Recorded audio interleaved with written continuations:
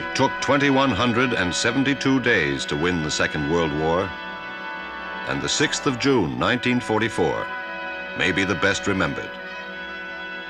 On this D-Day, the Allies sailed on Hitler. In the Great Sea Force were 110 ships of the Canadian Navy.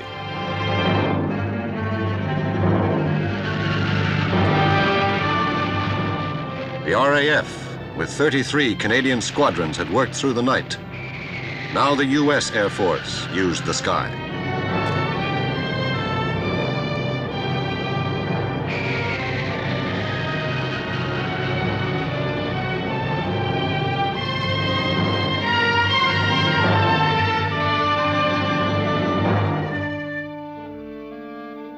The operation had a single, simple purpose: the safe delivery of 5 Army divisions to the beaches of Calvados. One of these divisions was the Canadian 3rd, with 14,000 men.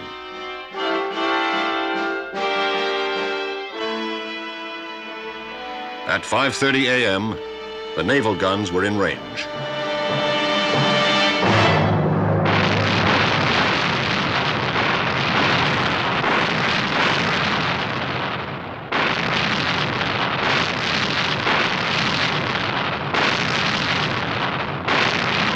The enemy had long known he would be invaded, but he did not know when or where, and he was surprised. The infantry had spent 18 wretched hours on the pitching sea, and the vomit bags were gone. Now, on the calmer offshore water, the nausea was lifting.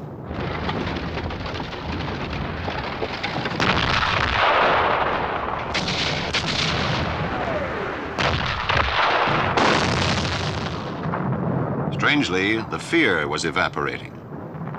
The terrible waiting was over. There was nothing left to do but go and fight.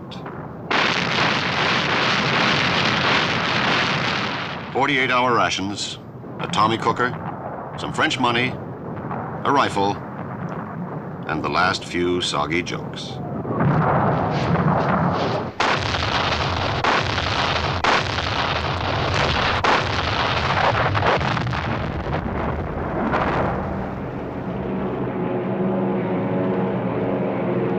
The infantry circled, waiting for the tanks, and watching as death surrounded them.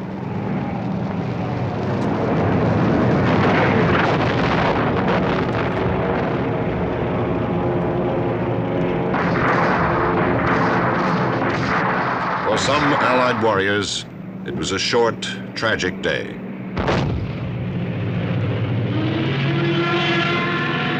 But the momentum was irresistible. The Canadians turned for the beaches.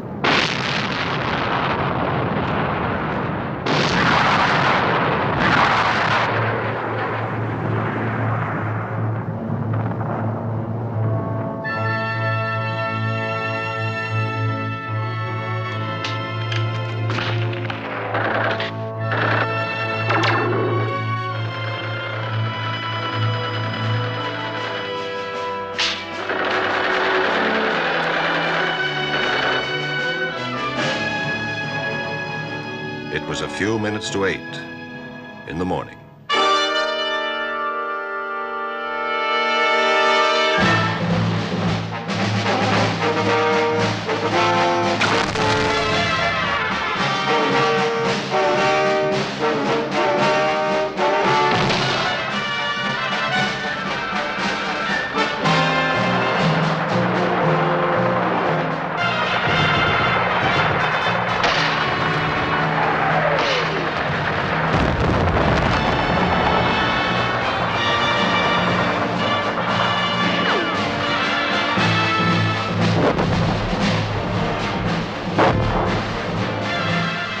For the second time in a quarter century, Canadians fight on the soil of France.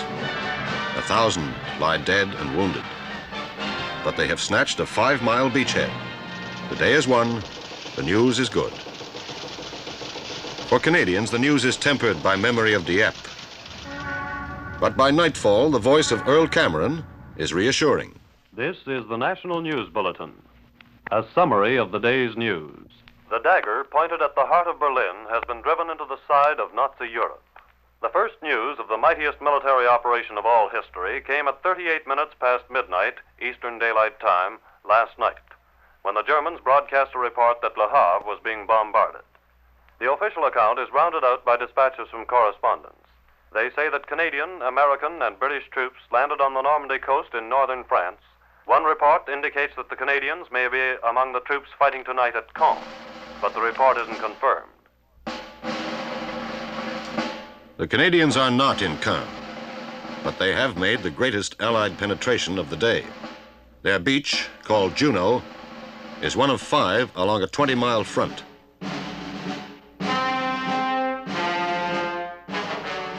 D+1. The Canadians wake up to fight. There are now 5 days of slugging for precious elbow room.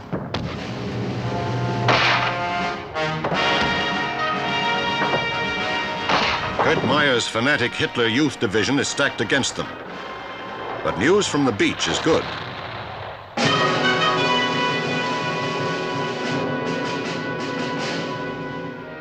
Churchill's Mulberry harbors are up and operating. Towed across the channel, they form an artificial port for the Allied fleets. By D+9, there are 77,000 vehicles and 500,000 men ashore. General Harry Crerar comes across, escorted by the RCN. He will soon become the first Canadian general ever to command a full army in the field.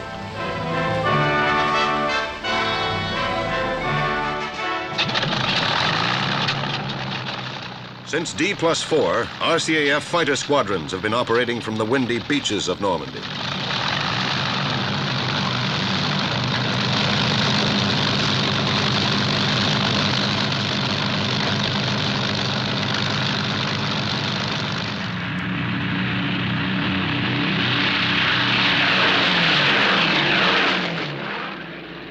Ground crews are bedeviled by blowing sand.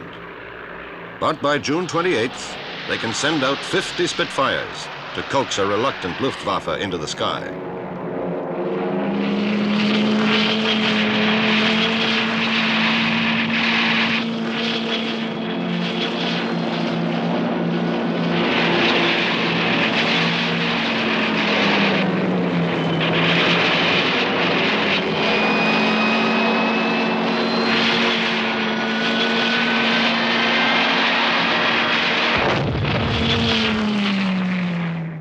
"26 enemy fighters have been dropped on the flames of Normandy. For Canadian fighter squadrons, it is the biggest day of the war. Back on deck, we figured on a little party.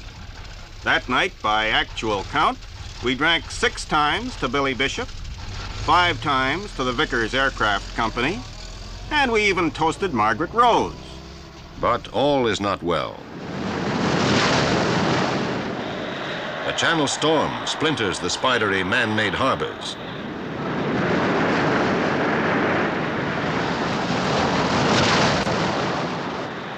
When the winds die, one harbor is gone, the other badly damaged.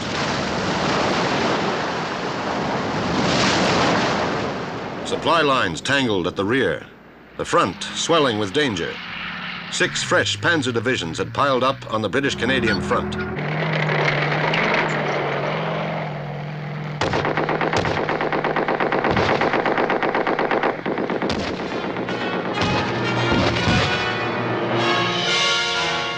Hedgerows, orchards, ditches, walls. Into this broken country, the enemy locked himself and held.